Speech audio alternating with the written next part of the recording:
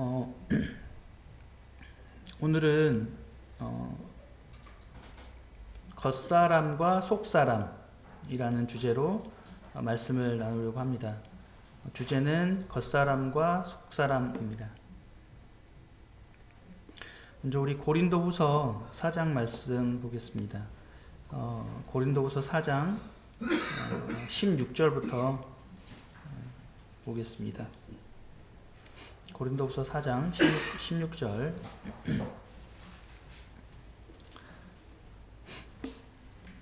16절부터 18절까지 같이 한번 읽어보도록 하겠습니다. 자, 시작. 그러므로 우리가 낙심하지 아니하노니 우리의 겉사람은 낡아지나 우리의 속사람은 날로 새로워지도다. 우리가 잠시 받는 환난에 경한 것이 지극히 크고 영원한 영광이 중한 것을 우리에게 이루게 하리니 우리가 주목하는 것은 보이는 것이 아니요 보이지 않는 것이니 보이는 것은 잠깐이요 보이지 않는 것은 영원합니다. 네. 작년에도 저희들이 이제 보이지 않는 것을 위해 살자 이렇게 했었는데 세월이 좀 많이 흘렀는데 제가 그 고등학교에 다닐 때 2학년 때였거든요. 2학년 시작한 지 얼마 안 됐는데 아마 시작하기 전이었든지 뭐 방학쯤이었든지 뭐 정확하게 기억은 안 나는데 그때 이제 2학년 때 처음에 이제 집에 나와서 이제 사글세에 들어갔거든요. 또 사글세 이제 한 달에 뭐 얼마 이렇게 내거나 또는 그때 당시 제 기억에 아마 한 10개월에 뭐 10만 원 이 정도 냈던 것 같아요. 굉장히 싸죠. 뭐 이제 아무래도 진도니까 더 싸기도 했을 것 같기는 한데 뭐 그랬던 것 같습니다. 한 달이 아니라 막 10개월에 뭐 얼마 이렇게 했던 것 같아요. 10개월에 8만 원 아니면 10만 원이었던 것 같은데 그래서 이제 제가 고등학교 이렇게 다닐 때는 요즘에는 그 영교시 수업이 있는지 없는지 모르겠는데 그때는 있었거든요. 그래서 또 밤에는 이제 야간 자율학습 하면서 뭐 한 10시 정도 이렇게 집에 가게 되고 이렇게 됐었어요. 그래서 이제 공부를 제가 엄청 열심히 하진 않았거든요. 뭐 열심히 하지도 않았고 뭐 성적이 막 엄청 좋지도 않았었는데 근데 이제 그 막차가 일찍 끊겨요. 한 7시 정도면은 이제 버스가 안 다닙니다. 시골에서는. 그랬고, 그래서 아침에 이제 또 그럼 일찍 일어나서 이제 아침에 영교시 수업 있다 그랬잖아요. 7시 반에 보통 시작을 했거든요. 일찍 가야 되는데 제가 또 아침에 일찍 일어나는 거 엄청 못 하더라고요.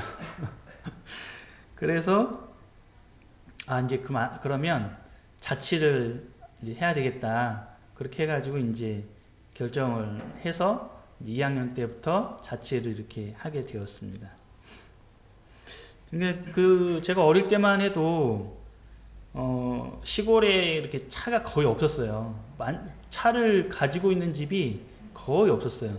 저희 동네에 차를 가지고 있는 집 한 집 정도 뭐 이렇게 있었던 것 같고 저희도 그때 당시에는 이제 차가 없던 상태예요. 오토바이 이제 있었고 뭐 이런 서였는데 그래서 이제 이사를 짐이 좀 적죠. 제 짐밖에 없으니까 짐이 적기도 한데 그래도 이제 차를 부를 수도 있는데 부르지 않고 이제 아버지께서 직접 이제 경운기를 운전하셨어요. 그래서 경운기 뒷자리 이제 짐 싣고 저희도 뒤에 타고 이렇게 해서 이제 이사를 도와주셨던 기억이 있습니다. 근데 이게 이제 굉장히 얼마 되지 않은 일처럼 느껴져요. 좀 약간 생생하게 그때 아버지가 그렇게 하셨지 이런 게 느껴지거든요. 아버지가 했던 말도 조금 기억나고 그런데 그 일이 벌써 이렇게 이제 30년이 흘렀더라고요. 뭐 저는 그런 말을 잘 안 쓰긴 하는데 세월이 빠르다는 말을 요즘에 부쩍 좀 느껴지는 것 같습니다. 그리고 이제 세월이 흐르게 되면은 사람은 다 그렇지만 뭐 저도 마찬가지고 모든 사람에게 모습도 이렇게 바뀌어 가잖아요. 네. 우리 속담에도 이제 이 세월 앞에 장사 없다 이런 이제 표현도 있잖아요. 그만큼 우리의 선조들도 아는 거죠. 세월 앞에서는 버틸 사람이 없다. 그만큼 다 변화된다 이런 건데, 그러니까 우리가 살아가는 보이는 세상, 그죠? 우리가 보이는 세상을 날마다 살아가고 있잖아요. 이 세상은 시간이 지나가게 되면은 대부분은 변화가 돼요. 그리고 낡아지게 되는 거죠. 그래서 우리 육체도 동일하게 이 세상에 낡아지는 것처럼 우리 물건도 마찬가지지만 물건도 이렇게 낡잖아요. 오래되면. 네. 그런데 지금 아까 고린도전서 4장 말씀을 읽었던 것처럼 놀라운 것은 우리가 있는 이 속사람 있잖아요. 속사람은 날로 새로워진다라는 것이죠. 우리가 감사하는 부분은 내 육신은 점점 더 약해지잖아요. 이게 하루하루 살아가면 살아갈수록 약한 모습으로 변해지거든요. 뭐 저 같은 경우는 밥을 굉장히 많이 먹었어요. 진짜 많이 먹었거든요. 물론 요즘도 많이 먹어요. 많이 먹는데 예전하고 비교를 하면 저는 반절 정도밖에 못 먹는 거거든요. 그러니까 뭐 30대 초반까지만 해도 진짜 밥을 많이 먹었어요. 저는. 남들이 보면은 제가 그때 60kg 뭐 60kg 왔다 갔다만 한 그런 수준이거든요. 물론 지금도 한 65kg 수준이에요. 근데 밥을 제 몸에 비해서는 굉장히 많이 먹는 편이거든요. 그런데 이제 그게 30대 후반이 되고 40대가 되다 보니까 이제 소화력이 굉장히 떨어지더라고요. 그래서 지금은 많이 안 먹습니다. 네, 그런데 그만큼 노화가 일어날 수밖에 없는 거죠. 세월이 지나면. 물론 이제 형제자매님들은 더 그런 부분이 있으실 것 같긴 한데요. 뭐 소화력이 아니다 하더라도 여러 가지 부분으로 이제 그런 것들이 나타나게 되는 거죠. 그래서 우리가 이제 이 아담으로부터 물려받은 육체는, 이 아담은 이제 이 선악과를 따먹음으로 인해서 죄가 이 땅에 들어와 버렸잖아요. 그래서 죄가 이 땅에 들어온 다음부터는 우리의 몸은 병드는 거죠. 우리가 어떻게 관리하느냐에 따라서 병이 들기도 하고 또 아프기도 하는 거죠. 그렇게 하면 그에 따라서 우리는 고통하기도 하죠. 아프면 힘들잖아요. 제가 이제 재작년인가요? 3년 전인가요? 코로나를 저도 이제 처음 걸려봤는데, 너무 힘들더라고요. 주사 맞는 것도 힘들었는데, 주사 맞고도 한 하루 이틀 누워 있었어요. 거의 못 움직이겠더라고요. 근데 코로나가 걸렸는데 또 그래가지고 됐는데, 그래 아프면은 힘들거든요. 뭐 진짜 못 일어날 것 같다. 뭐 이런 생각까지 하는데, 고통하는 것이죠. 근데 그렇게 악착같이 살잖아요. 세상 사람들은. 그렇게 한 푼이라도 더 벌기 위해서 더 남들보다 조금 더 윤택한 삶을 살기 위해서 그렇게 애쓰면 살아가는데, 근데 그 세월이 누구에게나 흘러가잖아요. 이 세월을 막을 수 있는 사람은 없거든요. 그래서 우리 조상들이 세월 앞에 장사 없다라는 말을 하는 거죠. 우리 아담으로부터 물려받은 우리의 이 육신이라고 하는 것은 그렇게 세월이 흘러가면 누구나 할 수 없이 다 죽는 거예요. 우리의 죽으면 어떻게 되겠습니까?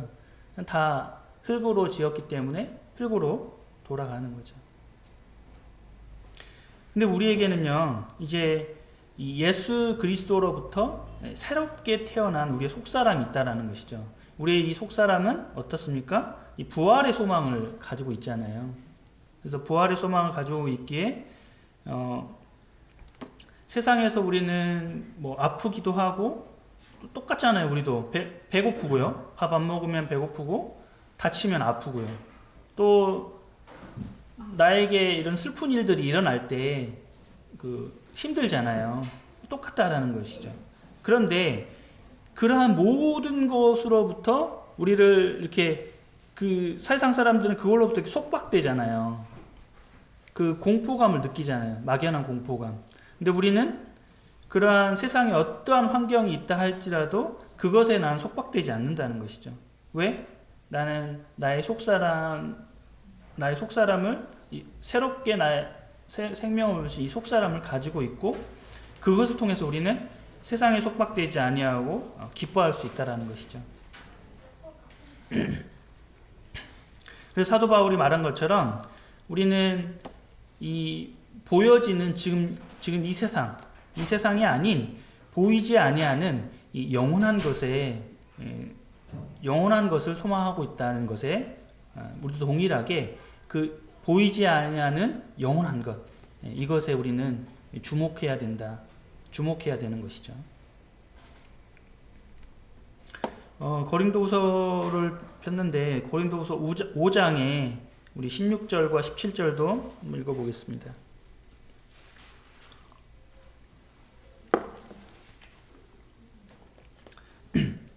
5장 16, 17절 제가 한번 읽어보겠습니다. 그러므로 우리가 이제부터는 어떤 사람도 육신을 따라 알지 아니하노라. 비록 우리가 그리스도도 육신을 따라 알았으나 이제부터는 그같이 알지 아니하노라. 그런즉 누구든지 그리스도 안에 있으면 새로운 피조물이라. 이전 것은 지나갔으니 보라 새 것이 되었도다.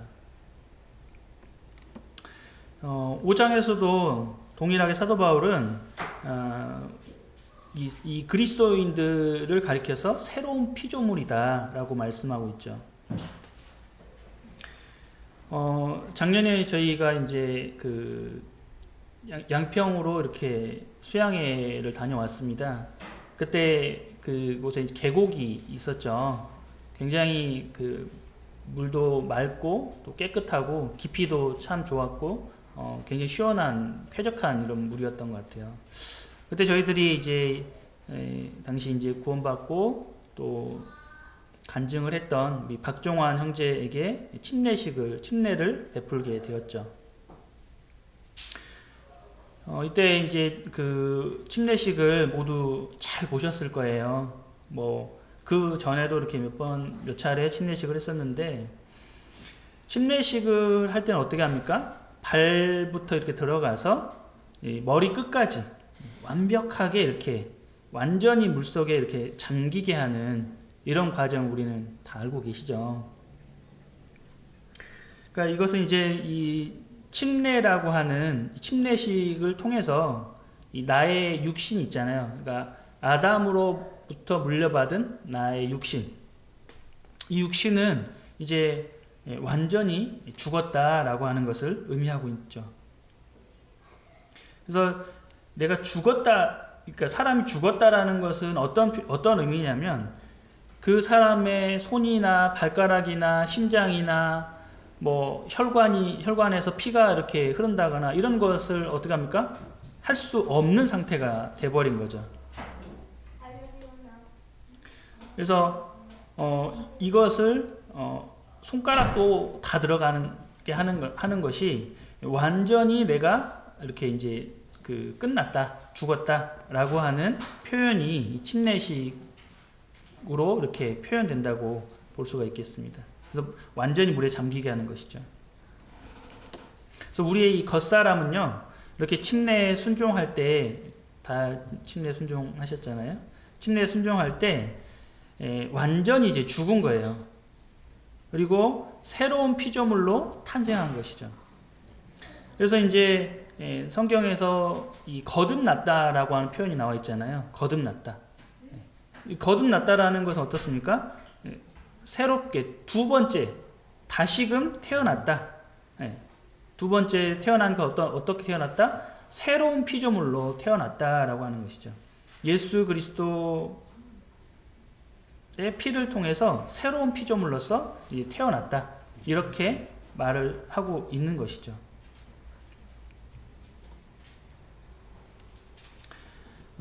에베소서 4장 말씀을 보겠습니다. 에베소서 4장 21, 22, 23절까지 보겠습니다.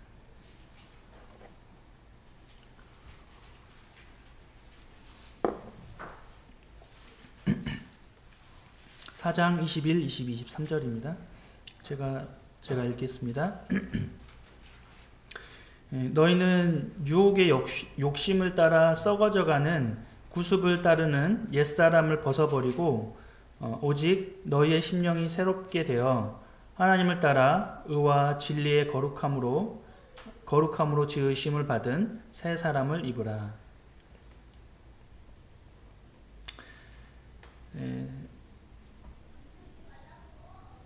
우리가 이제 우리 육신의 이 마음이라고 하는 것은요, 채워지질 않습니다. 실은 우리가 하나를 얻게 되면은 그걸로 내 마음이 만족할 것 같지만 절대 그렇지가 않습니다. 뭐 다들 경험을 해보셨겠지만 하나가 있으면 이제 다른 것을 바라보는 게 우리 육신의 마음이에요.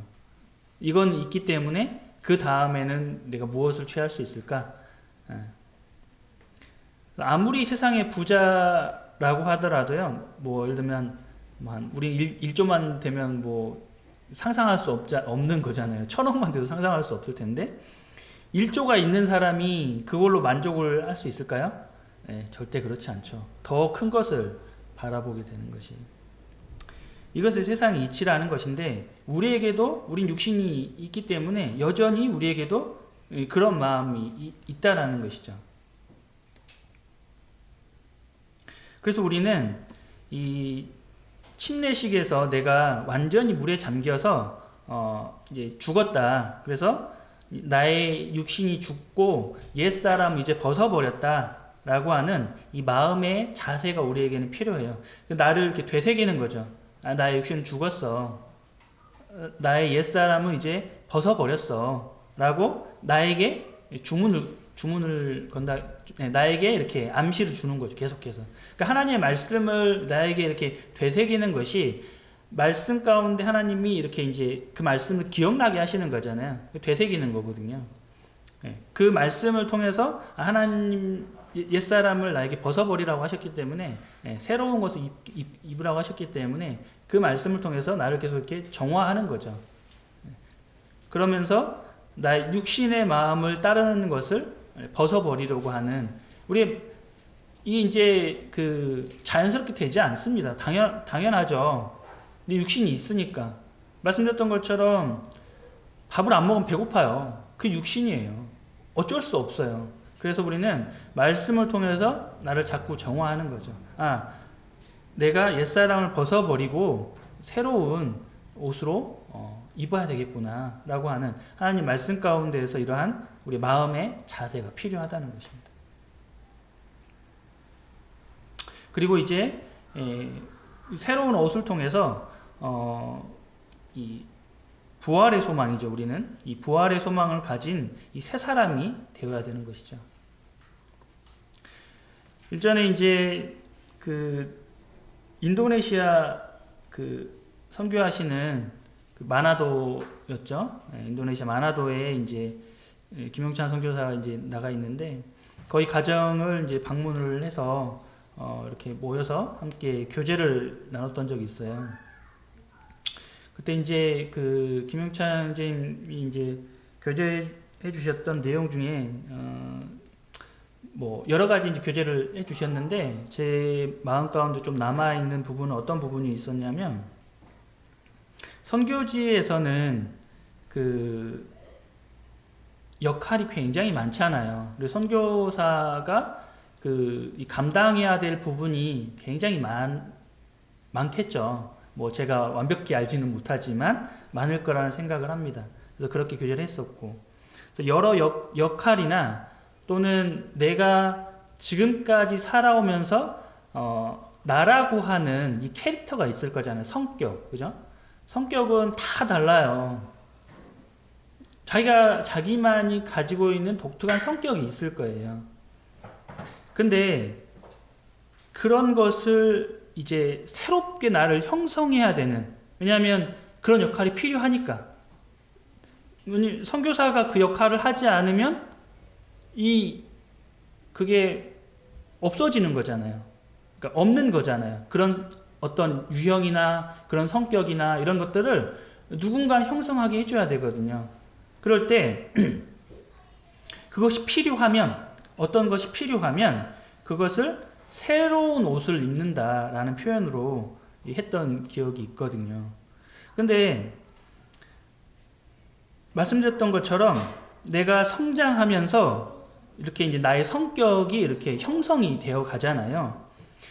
그런데 내가 나이 먹어서 나의 성격으로 이렇게 갖춰지지 않은 것을 내가 새롭게 나이 먹어서 개발을 한다거나 나의 역할을 아예 새롭게 바꾸어서 다른 옷을 입는다거나 했을 때는요, 굉장히 낯설고요, 어색해요.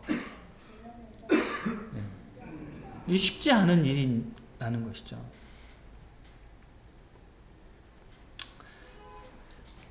근데 그럼에도 불구하고요, 우리는 그리스도인으로서요, 각자 김영찬 형제님은 이제 본인이 선교사라서 맞지 않는 옷도 입고서 그렇게 역할을 감당하고 있다, 이런 이제 간증을 해주셨는데, 우리 그리스도인들로서 동일합니다.